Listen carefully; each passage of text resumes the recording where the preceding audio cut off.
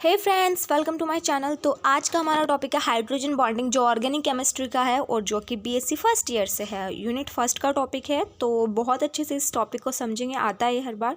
तो चलिए शुरू करते हैं। ये है हाइड्रोजन बॉन्डिंग, हाइड्रोजन बंध, जिसके बारे में आप लोग पढ़ते हुए आए हैं 12th से भी। तो अब एक बार फिर से पढ़ लेंगे क्योंकि ये हमारे सिलेबस में है। So let's go.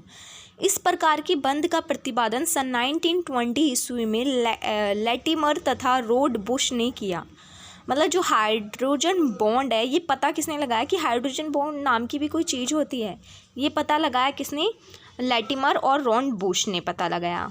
ये एक तरह का इलेक्ट्रोस्टैटिक फोर्स है, ये जिसको हम हिंदी में कहते हैं वैद्युत स्थितिक आकर्षण बल है, जो हाइड्रोजन और ध्रुवीय अणुओं जो हाइड्रोजन और इलेक्ट्रोनेगेटिव एटम के बीच बनता है। इलेक्ट्रोनेगेटिव एटम आप जानते हैं, जैसे तुम्हारा फ्लोरीन हो गया, क्लोरीन हो गया, ब्रोमीन हो गया, जो जिनमें इलेक्ट्रोनेगेटिविटी है।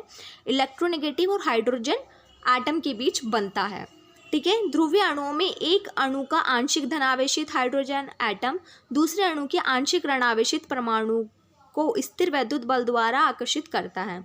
मतलब क्या है कहने का कि जो डायपोल अणु होते हैं हमारे, ठीक है, उसमें जो एक को पार्शली नेगेटिव और एक को पार्शली पॉजिटिव के बीच का जो फोर्स है उसको आकर्षित करता है। इस लाइन को एक बार फिर से समझेंगे। सपोज हमारे पास दो एटम्स हैं, ठीक है, और वो दोनों एटम्स एक पर पार्शियली पॉजिटिव है और एक पर पार्शियली नेगेटिव है, ठीक है।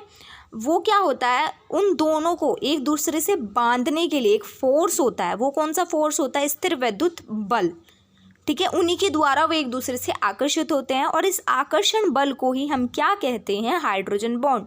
एग्जाम्पल दिया है आपको, जैसे आप लोग इस एग्जाम्पल में देख पा रहे हैं, जो डॉटेड लाइन है ना, ये तुम्हारे हाइड्रोजन बॉन्ड को ही शो करती है। जैसे H2O, NH3, इनमें जितने भी मतलब कि हाइड्रोजन बॉन्ड बनते हैं, ये उसके एग्जाम्पल है। वे यौगिक जिनमें हाइड्रोजन बंध उपस्थित होता है, उनके गलनांक और क्वथनांक यानी कि boiling point and melting point high होते हैं। ऐसे यौगिकों की जल में वरीयता अधिक होती है, यानी जो वाटर में सॉल्युबिलिटी है वो भी ज़्यादा होती है। इनमें H2 परमाणु एक ब्रिज की तरह व्यवहार करते हैं, यानी जो हाइड्रोजन परमाणु है वो एक ब्रिज की तरह व्यवहार करते हैं। आगे देखेंगे कंडीशन फॉर हाइड्रोजन बॉन्डिंग। मतलब हाइड्रोजन बॉन्डिंग बनने के लिए कंडीशन क्या होती है? Molecule must contain highly electronegative atom. मतलब जो अणु हैं उनके पास ज़्यादा इलेक्ट्रोनेगेटिव एटम होना चाहिए, मतलब ज़्यादा इलेक्ट्रोनेगेटिव वाला एटम होना चाहिए। Electronegativity atom must be small shape, और जो इलेक्ट्रोनेगेटिविटी एटम है जैसे कि FCl, Br, इनके शेप कैसी होनी चाहिए? स्मॉल। अणु में हाइड्रोजन एटम के साथ प्रबल इलेक्ट्रोनेगेटिव तत्व होना चाहिए। जो अणु है उनके साथ कैसा तत्व होना चाहिए? प्रबल इलेक्ट्रोनेगेटिव तत्व होना चाहिए। आई होप यू अंडरस्टैंड। चलो आगे चलते हैं फिर। अब हम इसकी पढ़ने जा रहे हैं, types of hydrogen bond. I hope आपको ये दिख नहीं रही होगी ऊपर, तो ऊपर हेडिंग है type of hydrogen bond. Type of hydrogen bond यानी हाइड्रोजन बॉन्ड दो तरह के होते हैं, दोनों भाई भाई हैं मतलब ऐसे ही। इंटरमॉलिक्यूलर हाइड्रोजन बॉन्ड और इंट्रामॉलिक्यूलर हाइड्रोजन बॉन्ड दो तरह की होती है। एक को अंतराण्विक, एक को अंतराण्विक। अंतर और अंतरा, इतना अंतर है हिंदी में भी, ठीक है। ठीक है, तो पहले मैं बताती हूँ आपको अंतराण्विक यानी कि इंटरमॉलिक्यूलर क्या होता है। जब हाइड्रोजन बंध समान या भिन्न भिन्न अणुओं के बीच बनता है, मतलब हाइड्रोजन बंध जो है, हाइड्रोजन बॉन्ड जो है वो सेम या फिर डिफरेंट एटम के बीच बनता है। जैसे एग्जांपल आप लोग देख रहे हैं, अल्कोहल एंड वाटर के बीच जो ये मैंने सर्कल से शो कर रखा है, ये क्या है? हाइड्रोजन बॉन्डिंग है, आप लोग देख सकते हैं इजीली।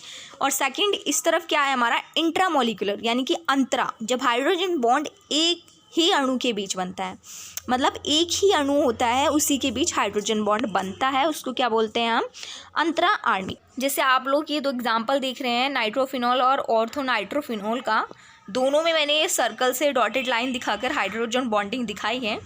अच्छा, ये जो अंतरा आणविक हाइड्रोजन बंध है, इसको हम क्लेशन कहलाती है। ये क्लेशन एक वर्ड है, तो अगर कहीं ये वर्ड आ जाए तो आप समझ जाना कि यहाँ बात हो रही है अंतरा आणविक यानी कि इंट्रामॉलिक्यूलर। तो अब नेक्स्ट स्टेप पर चलते हैं। तो अब है हाइड्रोजन बॉन्डिंग का कॉन्सिक्वेंस यानी कि अनुप्रयोग। Melting point and boiling point. पहला, वे यौगिक जिनमें हाइड्रोजन बॉन्ड उपस्थित होता है उनके गलनांक व क्वथनांक संगरता यौगिक के गलनांक व क्वथनांक से अधिक होते हैं। जैसे मैंने बताया, melting and boiling point high होते हैं, ठीक है, आप लोग समझ लीजिएगा। और डाई मिथाइल ईथर का बॉइलिंग पॉइंट डाई अल्कोहल से ज़्यादा होता है, जैसे कि आप देख सकते हैं। ठीक है। अच्छा गाइस, मैं इसकी रीडिंग इसलिए लगा रही हूँ क्योंकि शायद आपको ऊपर से ना दिख रहा हो। आगे चलते हैं। हाइड्रोजन बॉन्ड को तोड़ने के लिए अधिक ऊर्जा का आवश्यकता होती है, जिसके फलस्वरूप इनमें गलनांक क्वथनांक उच्च हो जाते हैं। जल का क्वथनांक कितना होता है? 100 डिग्री सेल्सियस, यानी कि बॉइलिंग पॉइंट। जबकि इथाइल अल्कोहल का जो क्वथनांक है वो कितना होता है? 78 डिग्री सेल्सियस, यानी कि बॉइलिंग पॉइंट। जल में उपस्थित हाइड्रोजन बॉन्ड अधिक प्रबल होते हैं। जो वाटर है उसमें जो हाइड्रोजन बॉन्ड हो वो अधिक स्टेबिलिटी के होते हैं।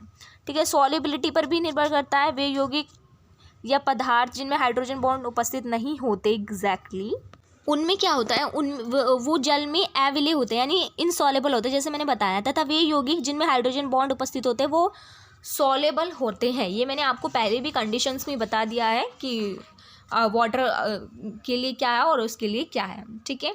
अब आगे इसका हम एग्जाम्पल देखेंगे, एक दो जो भी है। इतना हार्ड नहीं है, इजी है सब कुछ। ठीक है, बस आपको लर्न करना है। Let's go. तो आगे इसका एग्जाम्पल है, ये आप लोग देख सकते हैं। HF और NH3 का एग्जाम्पल विस्कोसिटी पे भी डिपेंड करता है। वे पदार्थ जिनमें हाइड्रोजन बॉन्ड अधिक होते हैं उनकी विस्कोसिटी अधिक होती है। हाइड्रोजन बॉन्ड ज़्यादा होंगे तो विस्कोसिटी भी क्या होगी? ज़्यादा होगी विस्कोसिटी भी। ठीक है। सरफेस पे कैसे? वे पदार्थ जिनमें हाइड्रोजन बॉन्ड उपस्थित होता है उनका पृष्ठ तनाव अधिक होता है, यानी सरफेस टेंशन जिसको बोलते हैं। So I hope you like it this. तो इस वीडियो में हमारे कुछ ही टॉपिक रह रहे हैं, उसके बाद हम और टॉपिक लेंगे और इस यूनिट को ख़त्म करेंगे। दैन नेक्स्ट यूनिट स्टार्ट करेंगे। और अगर आपने इससे पहले की वीडियोस नहीं देखी तो ये वीडियो देखना बिल्कुल ही बेकार नहीं है मतलब थोड़ा थोड़ा ठीक है, पर उससे पहले की वीडियो देखिएगा जिससे कि आपको ये समझ आ जाए। Thank you to watching my video and all the best to your exam. अच्छे से पढ़िएगा and please subscribe my channel and likes my videos and share also if you like it also. Wow nice, मैंने कितनी सारी English बोल दी थी इतनी जल्दी। सॉरी गाइस, मेरी इंग्लिश थोड़ी ऊपर नीचे है, वो सभी की होती है, ऐसी कोई बात नहीं है, है ना। हर कोई यहाँ अंग्रेज बन के नहीं निकलता है ना। तो बाय बाय।